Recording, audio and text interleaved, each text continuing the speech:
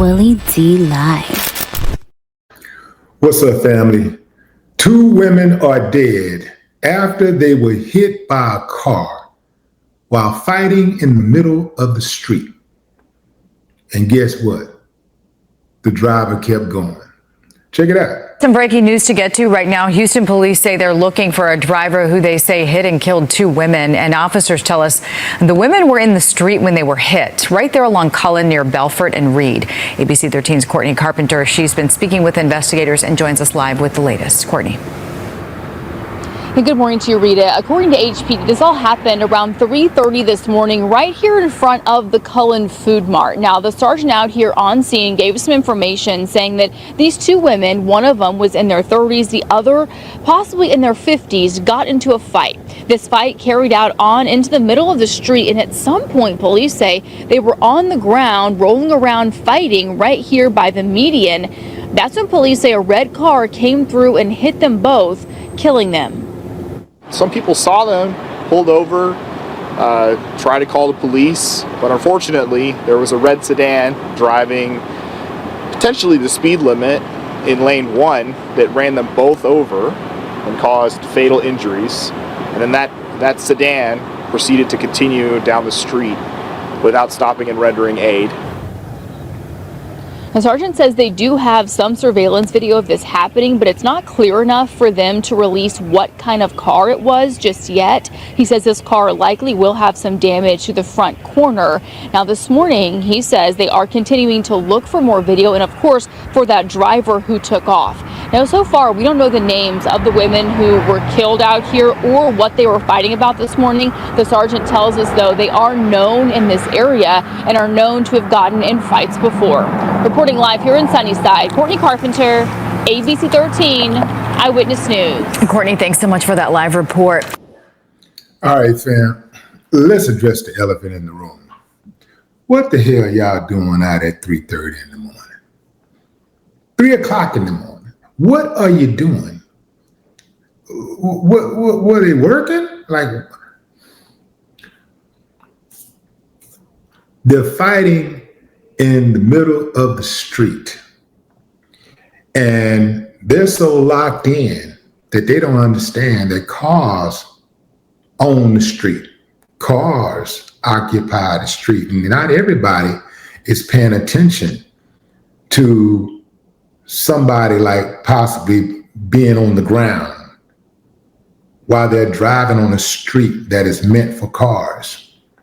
Now I'm thinking to myself, so either the driver was drunk and kept going, and didn't realize that he hit the person, or perhaps the driver was drunk or sober, realized they hit the person and kept going, just kept going anyway. Or maybe they thought they hit a pothole, because I'm in Houston where this happened at, and that street is a ragged ass street, just like a lot of streets in Houston. And I am not just talking about in the poor neighborhoods. Even in the rich neighborhoods, we got ragged ass streets. It's insane. It's a damn shame. You know, that was one of the things that I had against our mayor, Sylvester Turner, RIP. You know, like, you gonna fix these damn potholes, man, you know? So anyway, fam, yeah, they could have thought they hit an animal, you know, because they got stray dogs that walk the damn streets. So who knows? In any event, that person is probably going to get themselves in some trouble because they didn't stop to render aid. If they had stopped, they would have been cool. They wouldn't have had to worry about. They would not have had to worry about any charges being brought against them. But because they didn't stop, and as innocent as it may have been, as innocent as they may have been, they may end up finding themselves guilty in a court of law. So once again, we got people who are making irrational decisions based off emotions, right? You're mad at somebody, you want to squabble, let's fight. You know, we're not going to we already making a dangerous decision because, when you have a fight, when you engage in conflict, you have to think about what's the worst thing that could happen. Most people, when they get into a fight, they don't think about the worst thing that could happen. They're just mad at that moment. They're enraged, they're passionate, they're emotional, and they just want to hit something, right? They don't think about, well, what if that person got a weapon? And I'm thinking fight, they're thinking kill. Or what if somebody nearby has a weapon? One of their buddies have a weapon, and when I get the best of them, they clap me. I've seen that happen, right? Well, I've seen it happen on all levels, but they don't think about that. And they don't think about, what if we start fighting and rolling around in the streets, and a car come out of nowhere and don't stop, and they just run over us, and we be dead. We gonna be dead.